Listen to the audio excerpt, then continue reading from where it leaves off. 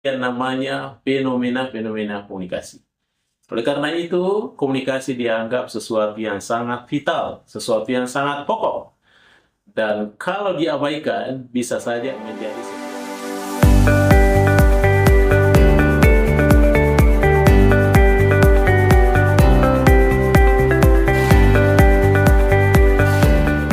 baik para pemirsa sekalian, dimanapun berada, terima kasih para sahabatku semua, sahabatku dimanapun berada, apakah kita berada di dalam negeri atau kita lagi menjalankan satu tugas amanah ke luar negeri, atau kita sebagai wisatawan ke sebuah mancanegara tentunya.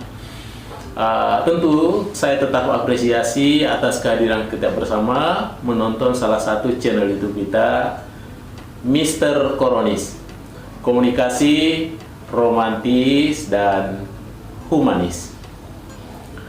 Baik para pemirsa sekalian dimanapun berada, kerap kali saya menyampaikan bahwa konten YouTube kita ini tentunya tidak pernah lepas dari pembicaraan persoalan komunikasi. Karena objek komunikasi adalah merupakan suatu objek yang sangat luas. Hampir dikatakan bahwa tidak ada batasnya. Karena komunikasi itu digaungkan baik di darat tentunya, juga di laut, dan bahkan di udara. Tidak pernah berhenti yang namanya fenomena-fenomena komunikasi. Oleh karena itu, komunikasi dianggap sesuatu yang sangat vital, sesuatu yang sangat pokok. Dan kalau diabaikan, bisa saja menjadi sesuatu yang sangat fatal atau akibatnya negatif. Oleh karena itu, tetaplah kita berkomunikasi dengan baik kepada siapa saja, kapan saja, dan di mana saja.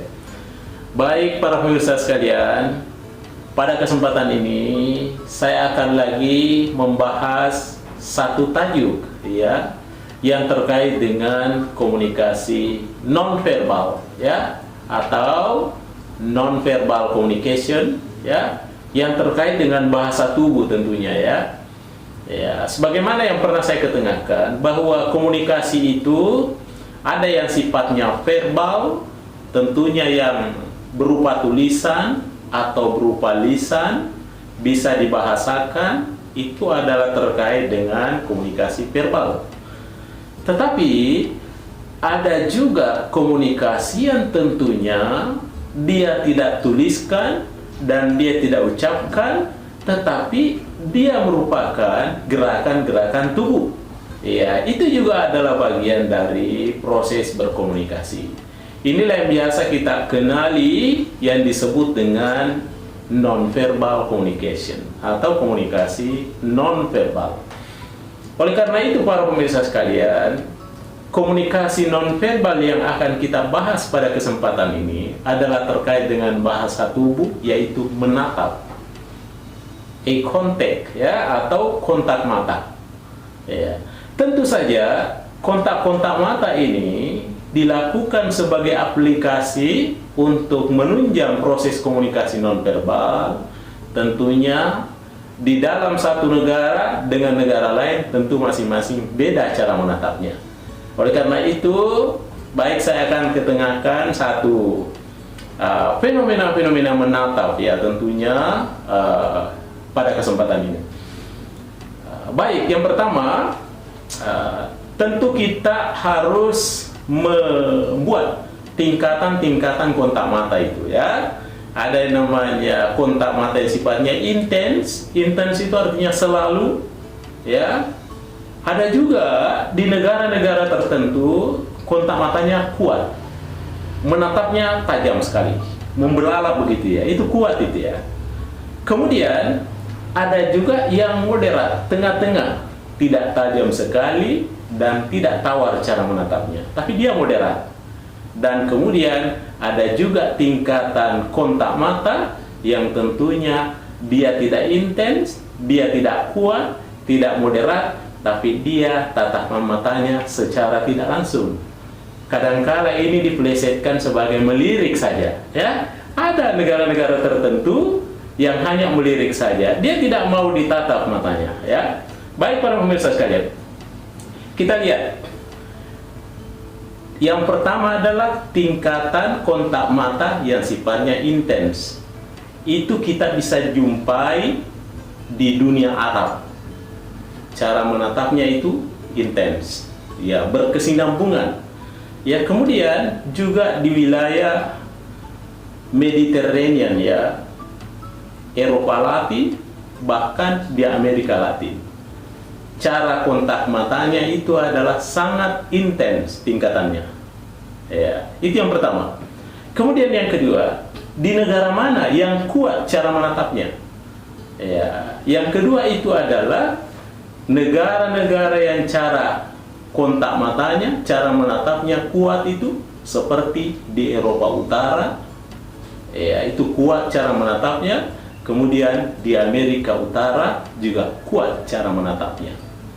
Itu tingkatan yang kedua, kuat cara menatapnya. Kemudian yang ketiga, ada juga kontak matanya yang sifatnya moderat. Apa itu moderat?